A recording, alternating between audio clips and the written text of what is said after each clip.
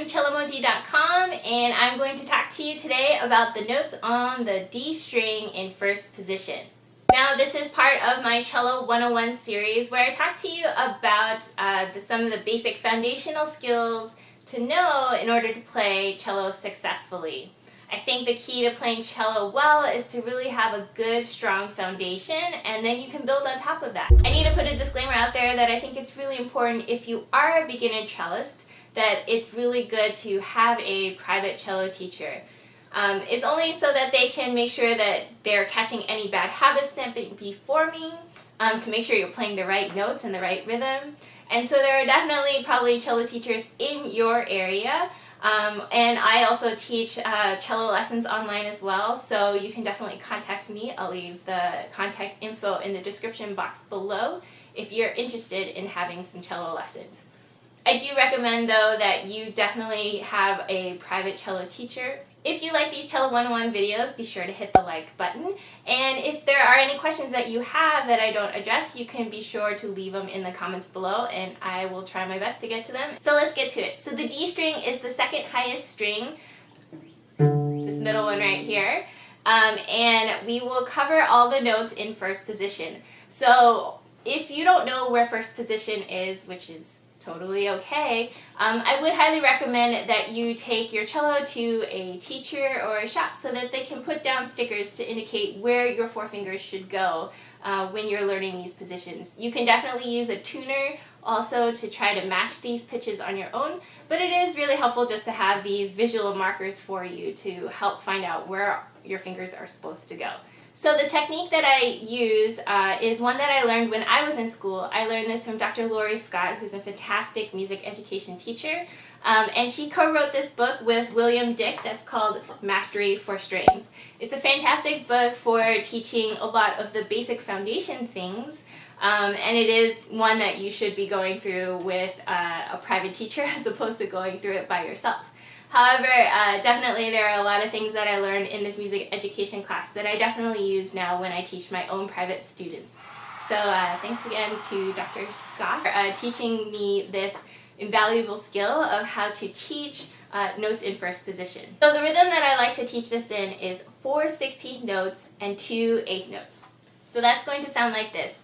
Be sure to make the 8th notes super short. And I like this rhythm because A, it is a popular rhythm that we use in a lot of the beginner pieces of music, plus it's a lot easier than trying to sustain some very long note and worrying about what our bow has to do. Alright, so if I put my first finger down on the D string, that is going to make me play the E. So usually before I play these notes, I like to say the letter and then I say play. So we're using the rhythm of 4 16th notes and 2 8th notes. E, play. You can go from the open D to the E. So D, play. E, play. Alright, so now we're moving on to the second finger. So here's finger 1 and here's finger 2. And what I usually like to say is that if one finger is down and you're adding a finger, make sure both fingers stay down. I usually don't like to see individual fingers like this because our later fingers here, 3 and 4, are usually weaker, and it puts a lot of extra strain on your fingers in the beginning that you really don't need. So use all the fingers that you can to help get the string down to the fingerboard.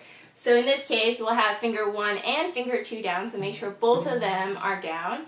Also, always double check to make sure your thumb is behind your middle finger here to get some good hand shape. Also make sure that your hand is staying nice and relaxed while you're getting the string down to the fingerboard. So the second finger down here will be this note right here, which is what we call F. In this case, I'd like to really distinguish what kind of F it is, and in this case, it's F natural. So you'll see in a second why I like to say specifically that it's an F natural versus something else. So the F natural will sound like this, 4 16th notes, 2 8th notes. So I like to go through all the ones that we've learned so far. So there's open D, E, play, F natural, play. Okay, we're moving on. So now we have our third finger down. So here's 1, 2, and 3. And now we have another type of F. This is now what we call F sharp.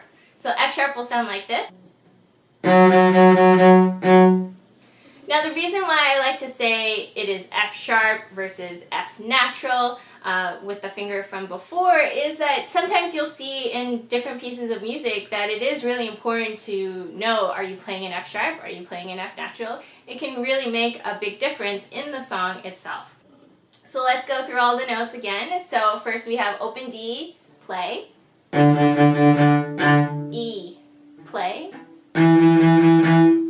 F natural, play, F sharp, play. Alright, so now we're down to the final note in first position on the D string. So now we're going to have 4 fingers down, 1, 2, 3, and 4. And it's going to look like this on the staff. So that will now be our G. So now let's go through all of the notes on the D string in first position. First we have open D, E, play, F natural, play, F sharp, play, G, play. Then go backwards, G, play, lift one up, F sharp, play, lift one up, F natural, play, lift one up, E, play, lift it, D, play. I really like to say the note before I play it because it does one of two things. One, it helps you really sort of lock in your head, okay, which note am I specifically playing? And the other thing too is it really helps with the coordination. In order to play with good tone, it's really important that your left hand comes down before your right hand starts moving. So by saying the letter and making sure your finger is down, you're pretty much guaranteed that you're going to get a pretty good tone when you are producing the note. So there it is. Those are the notes on the D string in first position using the rhythm of 4 16th notes and 2 8th notes.